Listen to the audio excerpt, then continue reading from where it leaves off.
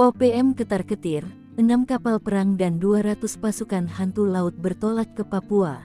Komando Armada Koarmada 3 TNI Angkatan Laut mengerahkan 6 kapal perang, 3 tank amfibi, 3 perahu karet, dan 200 prajurit ke Papua.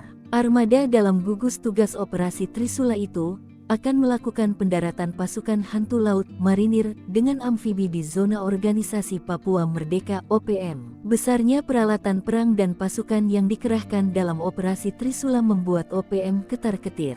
Dilansir Tribun Papua.com, Komandan Gugus Tempur Laut Danguspurla Koarmada 3 Laksamana Pertama TNI Wawan Trisatya Atmaja, yang memimpin operasi itu, menyebut operasi meliputi pendaratan amfibi di pantai di distrik Ransiki, Manokwari, Papua Barat.